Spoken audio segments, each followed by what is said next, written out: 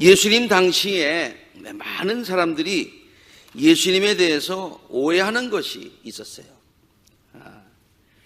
그 예수님을 비난하는 것이 있었어요. 그것은 뭐냐면은, 그것은 예수님이 율법을 폐하는 자라는 거예요.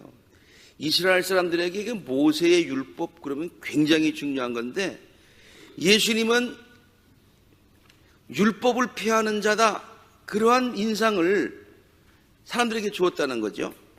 그래서 사람들이 예수님을 비난했어요. 예를 들어서 안식일을 범하시는 것 같았어요. 안식일에 일을 하신단 말이에요. 그 다음에 정결의 예법을, 중요한 율법을 이렇게 범하시는 것 같았어요. 왜? 죄인들과 함께 식사도 하시고 뭐 이랬기 때문이에요. 그래서 우리가 굉장히 중요하게 생각하고 있는 율법을 폐하는 자다. 그래서 그러한 사람들의 생각에 대해서 예수님은 한 번은 분명히 좀 밝힐 필요가 있으셨을 것 같아요. 그래서 오늘 본문 말씀 17절에 이런 말씀을 하십니다. 내가 율법이나 예언자들의 말을 폐하러 온 줄로 생각하지 말아라. 그건 너희들의 잘못된 생각이야. 시작. 폐하러 온 것이 아니라 완성하러 왔다. 내가 폐하러 온 것이 아니라 완전하게 만들려고 왔다라고 하는 말에는 두 가지 의미가 있어요. 폐하지 않을 거니까 지금까지 있는 것은 다 잘못됐다가 아니다. 지금까지 있는 것, 율법 틀린 게 아니다 라고 하는 것을 전제하는 말이죠. 그 다음에 두 번째는 그렇지만 완성하러 왔다고 하는 것은 그렇지만은 틀리지는 않았지만 좀 부족한 부분들이 있어. 그래서 내가 그것을 완전하게 만들기 위해서 왔다. 율법이 틀리지 않았다고 하는 얘기를 오늘 본문 말씀에서 예수님께서 분명하게 이렇게 말씀하시죠. 내가 진정으로 너희에게 말한다. 천지가 없어지기 전에는 율법은 1.1획도 없어지지 않고 다 이루어질 것이다. 그래서 이 율법에 있는 모든 것들을 잘 지키고 가르치는 사람은 하늘나라에서 큰 사람이라고 일컬음을 받을 것이다. 율법의 중요성에 대해서 이렇게 말씀하셨어요. 그렇지만 조금 아쉬운 부분이 있다. 그렇지만 부족한 부분이 있다. 그래서 내가 그것을 완성하러 왔다. 그런데요, 그러면 율법의 어떤 점이 부족해서 예수님이 어떻게 그것을 완성하셨는가? 그것이 오늘의 설교의 포인트가 되지 않겠어요? 본래 율법이라고 하는 것은요, 쉽게 얘기해서 what is right, what is wrong, 어떤 것이 옳은 일이고 어떤 것들은 그릇된 일이다 라고 하는 것을 쭉 우리들에게 가르쳐 준 것이죠. 그래서 하라, 하지 말아라 라고 하는 것들로 이루어진 것이 율법이죠. 사람들이 율법을 다 지킬 수 없어요. 그래서 죄를 지어요. 그러면 죄를 지었으면 어떻게 죄사함을 받느냐라고 하는 것도 가르쳐 주는 것이 율법이지요. 그래서 율법 가운데 하지 말라 하라고 하는 것들도 있지만 그보다 더 중요한 것은 그 속죄에 관한 부분들이었어요. 속죄에 관한 부분들. 속죄라고 하는 것은 죄를 졌는데 그것이 어떻게 사여지는가, 그 부분을 율법이 다루고 있는데 이 부분이 예수님께서 뭐라고 말씀하셨냐면 부족한 점이 있다, 완전하지 못하다, 그런 것이죠. 그래서 내가 그 부분을 완전하게 해주려고 왔다, 그렇게 말씀하고 계신 것이죠. 자, 그럼 속죄의 부분에 대해서 중요한 두 가지 사항이 있습니다. 그러니까 죄를 사하는데 율법에서 얘기하고 있는 속죄에 관한 두 가지가 있어요. 하나는 뭐냐면은 그 속죄의 제사를 담당하고 있는 제사장에 관한 이야기예요. 제사장이 없으면은 속죄할 방법이 없어요. 제사장의 역할이 굉장히 중요해. 그래서 아론의 자손들의 제사장의 그 반열을 따라서 제사장들이 쭉 나오지요. 근데 그게 좀 부족하다는 거예요. 완전하지 못하다는 얘기죠. 그 다음에 두 번째는 속죄를 할 때의 제물이 굉장히 중요해. 그런데 그 제물은 주로 동물의 제사였어요. 동물의 제물이에요. 그런데 그 동물의 제물에도 온전치 못하다는 거예요. 그래서 예수님께서 이 율법에 있는 가장 중요한 속죄에 관한 이 부분에서 또 그 둘을 이루고 있는 제사장직과 이 동물 제사에 대해서 예수님이 어떻게 그것을 완전하게 하셨는가라고 하는 것을 성경은 우리들에게 가르쳐주고 있어요. 알기 쉽게 제가 한번 정리해 봤습니다. 율법에서의 대제사장직이 있고요, 예수님께서 담당해 주신 대제사장직이 있어요. 예수님께서 담당하신 대제사장직은 율법에서 대제사장직이 부족해서 온전치 못해서 완전하게 만드신 그런 부분입니다. 첫 번째로 율법에서의 대제사장직은 아론의 혈통을 통해서 이루어졌어요. 아론이라고 하는 말은 다시 쉽게 얘기해서 인간의 혈통을 따라서 대제사장직들이 이어졌다 그런 얘기입니다. 인간이 대제사장직이다. 불완전하겠죠. 그러나 예수님께서 그것을 그래서 온전하게 만드셨는데, 왜냐? 그것은 예수님이 직접 대제사장이 되셨다는 거예요. 예수님이 누구세요? 하나님이시잖아요. 하나님이 대제사장이 되셨다니 퍼펙트하지 않습니까? 두 번째, 아론의 인간이 대제사장직을 감당하다 보니까 그 사람들의 죄를 사해주는 역할을 담당한 대제사장 자신도 죄인이에요. 그들도 죄사함을 받아야 돼요. 불완전하겠죠. 그러나 예수님께서 그것을 보충하시기, 완전하시게 하기 위해서 죄가 없으신 분이 직접 대제사장직을 담당하셨다. 성경은 이렇게 얘기하고 있습니다. 대제사장은 자기도 연약함에 휩싸여 있으므로 그 연약함 때문에 그는 백성을 위해서와 마찬가지로 자기를 위해서도 속죄의 제사를 드려야 한다는 거예요. 그러나 반면에는 지가 썼어요. 반면에 그는, 다시 말해서 대제사장 되시는 예수님은 모든 점에서 우리와 마찬가지로 시험을 받으신 것은 사실이지만, 그 다음에 함께 읽습니다. 시작. 죄는 범하지 않으셨습니다. 죄가 없으신 대제사장. 그 다음에 인간이 맡은 대제사장직에는 좀 부족한 거 있었는데, 그것이 뭐냐면 유한성이라고 하는 거예요. 이 말이 좀 어려워요. 그 말은 쉽게 얘기해서 대제사장이 오래 살아야 100년 산다고 칩시다. 그러면 훌륭한 제사장이 있었는데 그분이 100년 지나고 나면 없어지는 거예요.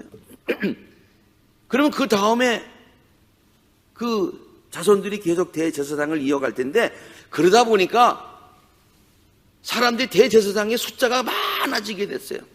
그 많아진 대제사장 중에서는 좋은 제사장도 있었지만은, 그러나 또 잘못된 제사장들도 있었더라, 그런 얘기예요. 그게 부족한 점이에요.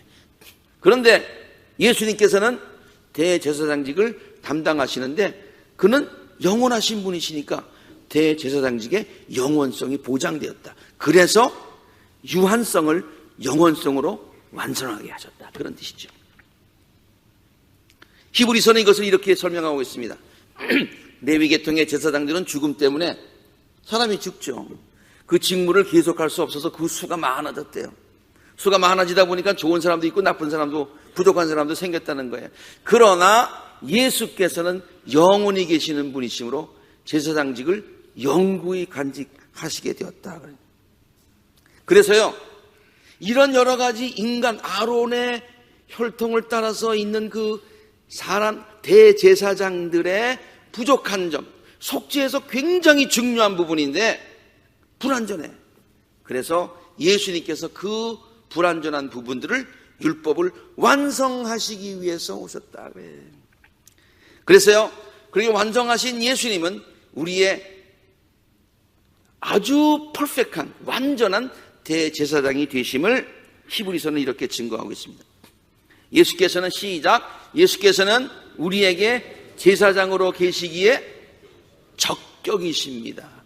퍼펙트하시다는 얘기예요. 하나님께서 맨 마지막에 영원히 완전하게 되신 아들을 대제사장으로 세우셨기 때문이다. 자, 율법에서 가장 중요한 부분이 속죄 부분이라고 했고, 그래서 불완전한 부분이 대제사장직이라고 말씀을 지금까지 설명을 드렸고, 그 다음에 부족한 부분이 뭐냐면, 율법에 기록되어 있지만은 속죄 방법이라고 율법에서 제시하고는 있지만은 동물 제사라고 하는 거예요. 동물 제사. 그래서 이 불완전한 동물 제사를 어떻게 완전하게 하셨는가? 그것은 동물 제사의 불완전성과 예수님 스스로 자신이 속죄제물이 되셔가지고 그 불완전한 것을 완전하게 바꿔주셨다. 히브리서 9장 11절과 14절에는 이렇게 기록하고 있습니다. 그리스도께서는 대제사장으로 오셔서 오직 한 번 지성소에 들어가셔서 그동안에 제물로 바쳐진 것, 율법에는 있지만은 그러나 부족한 것이 있어서, 그것이 뭐냐? 염소나 송아지의 피로써 제사를 드렸는데, 이제는 뭐예요? 당신 자신의 피로써 드렸다. 그러면서 이렇게 설명하고 있습니다. 다음 보세요. 동물의 피를 들여서도 깨끗해진다고 율법이 말하고 있는데, 하물며, 그게 틀렸다는 얘기가 아니에요. 틀렸다는 얘기가 아니에요. 그러니까 부족하지. 그런데 예수님이 그것을 온전하게 해서 하셨기 때문에 하물며 영원한 성령을 힘입어 자기 몸을 흠없는 제물로 삼아 하나님께 바치신 그리스도의 피야말로 더욱더 우리들의 양심을 깨끗하게 하여 우리를 죽은 행실에서 떠나 살아계신 하나님을 섬기게 하지 않겠습니까? 동물의 피도 그런데 부족하지만 그것을 완전하게 하신 예수 그리스도의 피가 우리의 모든 잘못을 완전하게 속죄해 주시지 않겠느냐, 그런 말씀이 되겠어요.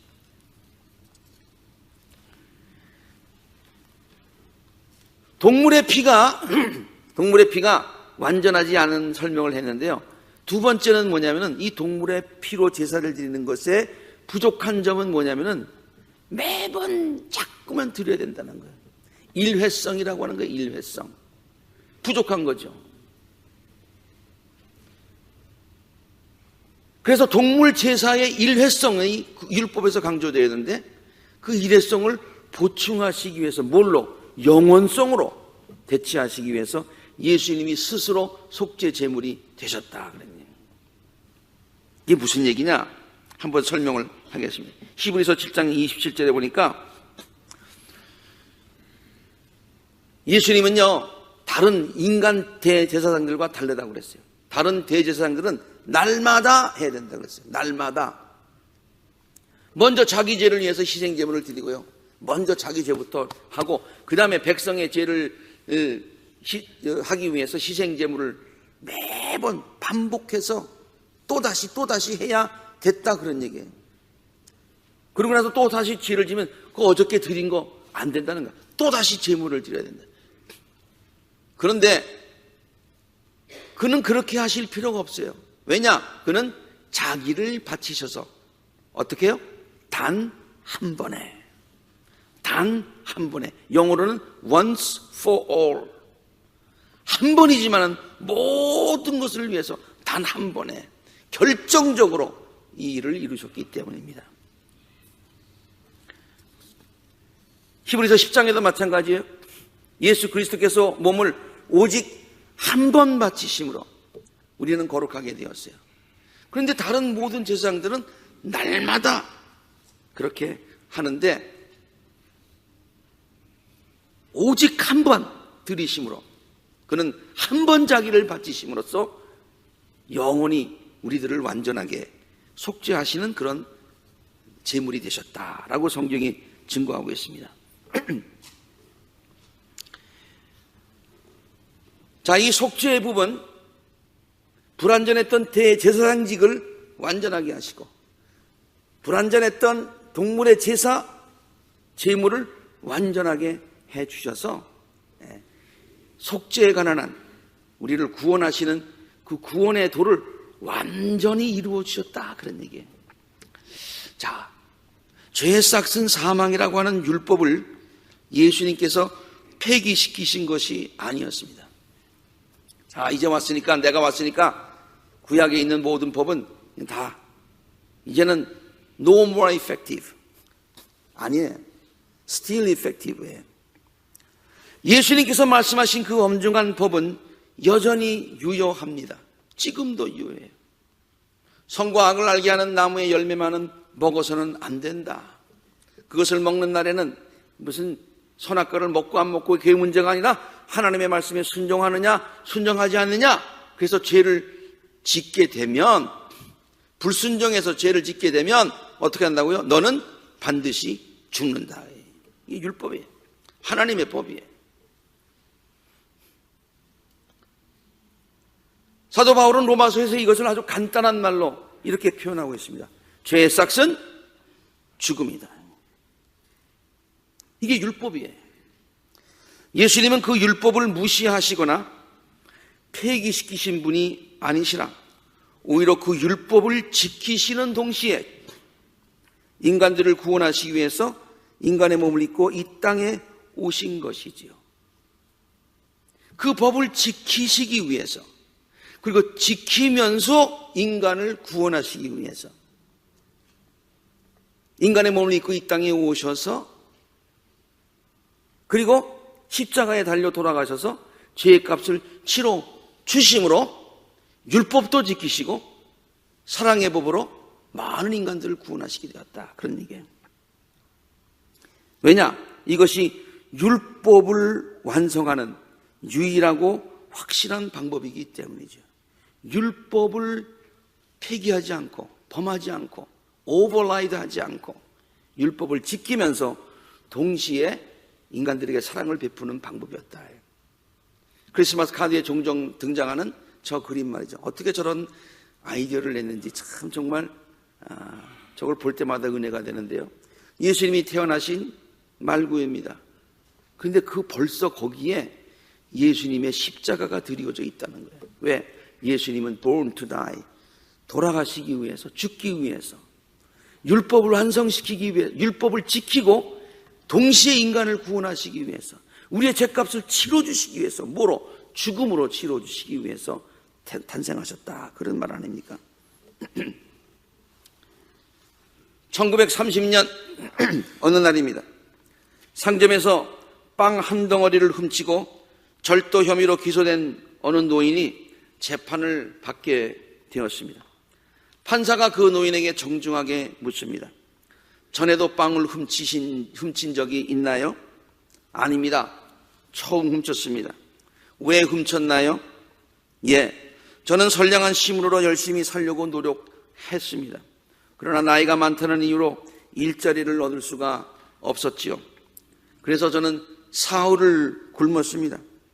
배는 고픈데 수중에 돈은 다 떨어지고 그러니 눈에는 보이는 게 없더군요. 그래서 배고픔을 참지 못해 저도 모르게 빵 한 덩어리를 훔치게 되었습니다. 판사는 잠시 후에 판결을 내렸습니다. 아무리 사정이 딱하다 할지라도 남의 것을 훔치는 것은 잘못입니다. 법은 만인에게 평등하고 예외는 없습니다. No exception. 그래서 법대로 당신을 판결할 수밖에 없습니다. 당신에게 10달러의 벌금형을 선고합니다. 1930년도에 10달러가 얼마나 되는가 한번 자료를 찾아봤어요. 그러니까 그때하고 지금하고 인플레이션이 1500%가 인플레이션이 돼서 한 15배 정도의 가치가 있으니까 그 당시 아마 오늘날 가치로 보면 150불의 벌금형을 선고한 것 같습니다. 빵 한 덩어리가 없어서 빵을 훔친 사람이 150불이 어디에 있겠어요? 못 물면 형무소로 가는 거죠. 노인의 사정이 너무 딱하고 그래서 아마 판사가 용서해 줄 거야 그렇게 생각하고 앉아 있었던 방청석에 찬물을 끼얹듯이 쫙 끼얹는 그런 선언이었습니다. 야, 인간적으로 너무하다고 그러고 그 법정이 술렁거리기를 시작했습니다. 그런데 판사는 논고를 계속합니다. 이 노인은 이곳 재판정을 나가게 되면 다시 빵을 훔치게 되어 있습니다. 이 노인이 빵을 훔친 것은 오로지 이 노인만의 책임은 아닌 것 같습니다. 이 도시에 살고 있는 우리 모두에게도 이 노인이 살기 위해 빵을 훔쳐야만 할 정도로 어려운 상황임에도 아무런 도움을 주지 않고 방치한 책임이 우리 모두에게 있기 때문입니다. 그래서 판사인 나에게도 그 방치한 죄 때문에 $10의 벌금형을 내리겠습니다. 동시에 이 법정에 앉아있는 여러 시민들도 방치한 책임이 조금씩은 다 있으니까 50센트형의 벌금형에 모두 동참해 주실 것을 선언합니다. 그렇게 얘기했어요. 50센트. 별거 아닌 것 같지만 그때 15배의 그런 가치가 있다고 생각을 하시고 들으시면 돼요. 그러면서 그는 자기 지갑에서 $10를 꺼내어 모자에 담았습니다. 그리고 돌렸어요. 이 놀라운 판사의 선고에 이의를 제기하는 사람은 아무도 없었습니다.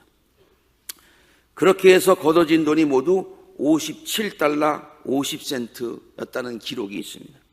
지금 환산하자면 대략 900불 정도의 그런 가치가 있는 돈이죠. 판사는 그 돈을 노인에게 주도록 했습니다.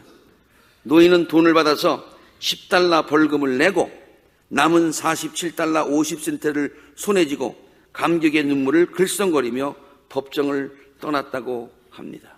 그래서 법도 지키고 사랑도 베풀었다. 그런 얘기예요. 이 명판결로 유명해진 피오렐로 라과디아 판사는요, 그 후에 1933년부터 1945년까지 12년 동안 뉴욕 시장을 3번이나 역임을 했다고 합니다. 라과디아. 우리가 잘 알고 있는, 우리 가까이 있는 라과디아 공항이 그의 이름을 기리는 의미로 지어질 정도로 그는 지금도 많은 사람들에게 존경받는 인물로 기억되고 있지요. 예수님은 당신이 십자가에서 죽으심으로 죄의 값은 사망이라고 하는 율법을 지키셨습니다. 죄의 값은 사망이다. 그것도 최고형에 달려 돌아가심으로 우리의 값을 fully 치루어 주셨습니다. 라과디아 판사는 그 노인이 대야 할 법정 벌금 10불을 대신 내주었지만 그래도 유명하다고 하지요. 그래도 사랑이 넘친다고 우리가 지금도 기억하고 있지요.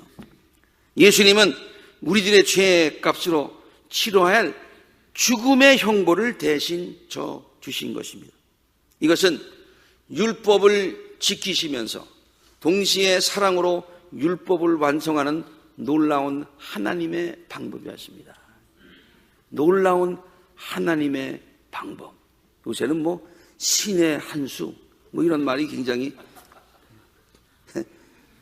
많이 하는데 정말 묘수였어요. 정말 묘수였어요.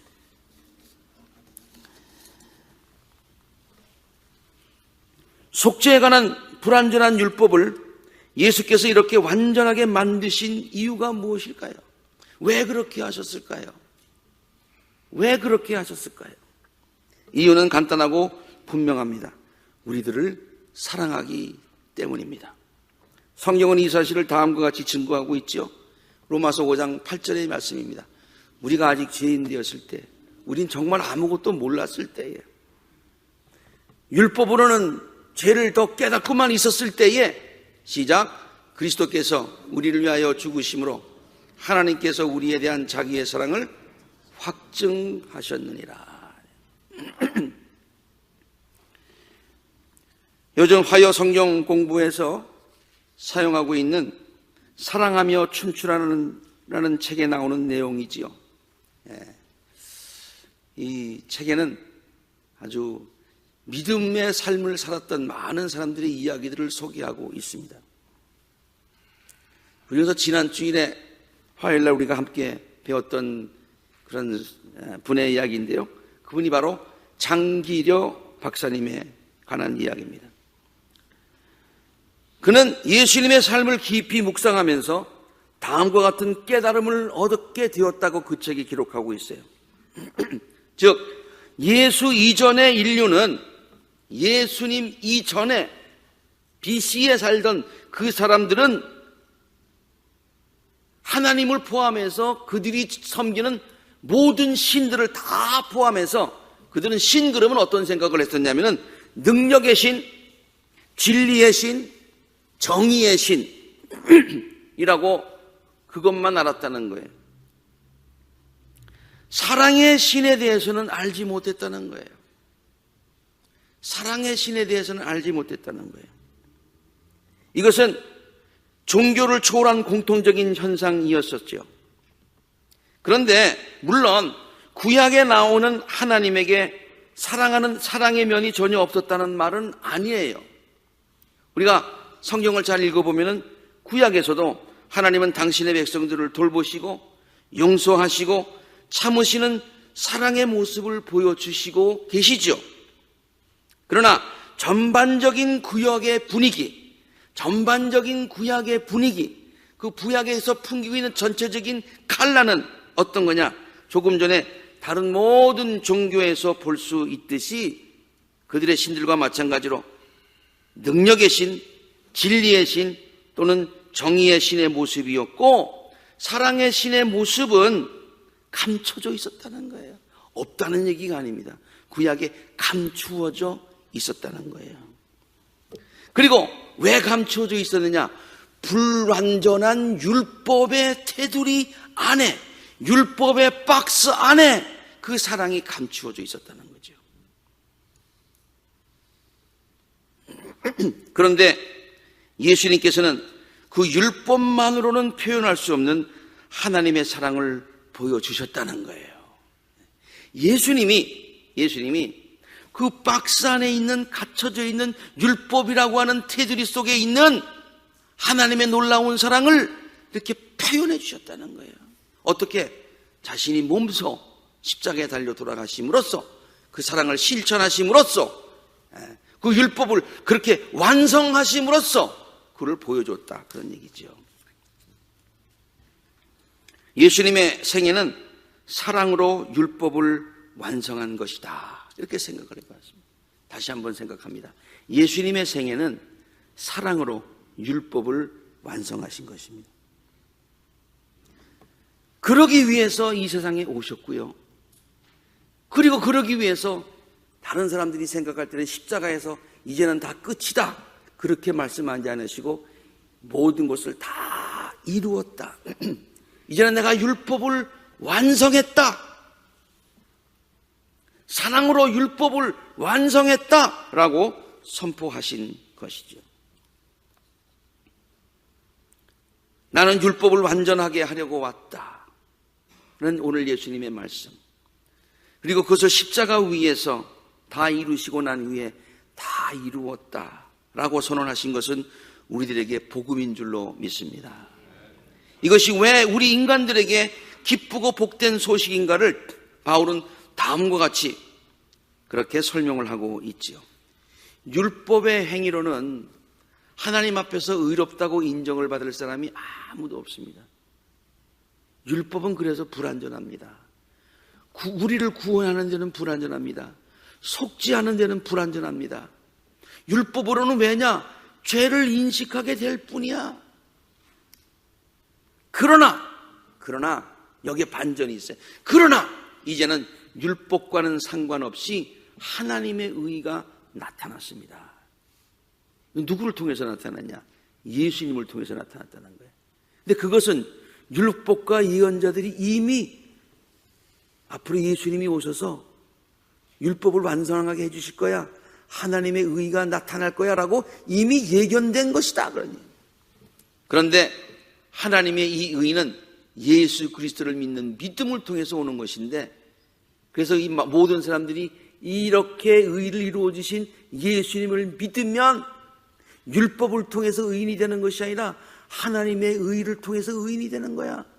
여기에는 차별이 없어. 누구에게나 다 해당하는 것이야. 그러니 기쁜 소식이다, 그런 말이죠. 이 모든 것들은 우리가 이미 익히 들어서 잘 알고 있는 복음의 내용들이었습니다. 신앙생활 하시면서 이걸 들어보시지 않으신 분들이 없잖아요. 그러나 예수님께서 나는 율법을 완전하게 하려 왔다라고 말씀하신 그 의미가 무엇인지 이 복음이라고 하는 관점에서 우리가 다시 한번 이 시간 생각을 해 보았습니다. 오늘 이 말씀을 묵상하면서 우리들을 향하신 하나님의 놀라운 구원 계획과 우리들에게 보이신 예수님의 귀한 사랑을 다시 한번 깨닫고 다시 한번 컨펌하고 그 은혜에 감사하시고 이 놀라운 소식을 많은 사람들에게도 전할 수 있는 복된 입술들이 되시기를 주의 이름으로 축원합니다. 함께 기도하시겠습니다.